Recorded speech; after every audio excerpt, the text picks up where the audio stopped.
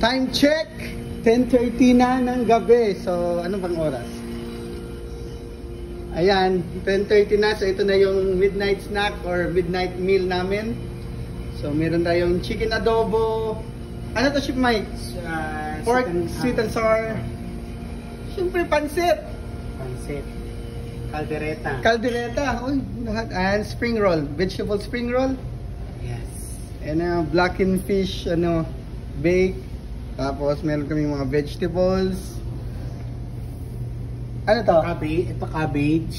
Cabbage. Ito steamed carrots. Focaccia. Focaccia sandwich, right? Focaccia sandwich, french fries, banana bread. Banana bread. Siyempre, di mawala ang sabaw at saka kanin slide. Kanin slide, di ba? Tapos, yung ating egg drop soup, di ba? egg drop soup. Tapos yan lang yung midnight meal namin, guys. Tapos yung dessert.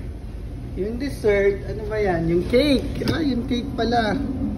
Iniwan na yung cake. Yan lang. Red velvet. Red velvet.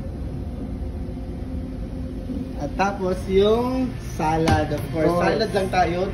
Bayad lang tayo kasi hirap na, di ba? Diet din. Sarap na yan. Busog na ako yan. Ranch dressing lang, broccoli. Yan. So, yeah. Ito lang yung hinanda namin ngayong gabi, guys. So, 10:30 na. Dadating na yung kakain. Kunti lang yung kakain ngayon, di ba? 120. 120 lang. Kayang-kaya. Kaya ni Chef Louie yan. Kayang-kaya ba? So, ito lang, guys. Kain na kami. Break time na.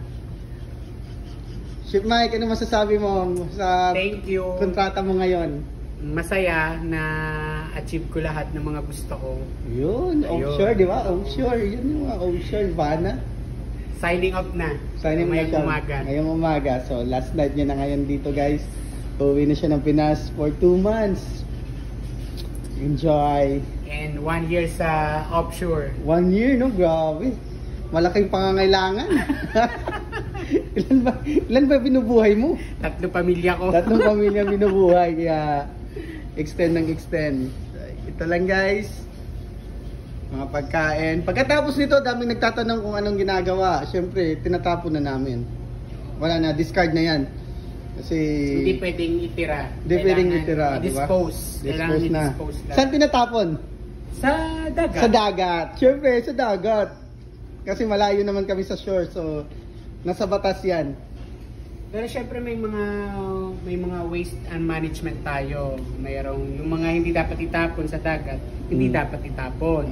Like yung mga solid waste, pero yung mga ganito, yung mabilis mabulok, tsaka nakakain ng isda yun diba? Ang dapat itapon. Daming shark dito sa Gulf of Mexico. Kasi syempre may batas din tayo sa dagat, hindi ka pwede magtapon ng solid waste. Oo nga, no? Galing, magaling ka. Magaling kang bata ka. Sige na, guys, bye bye, thank you.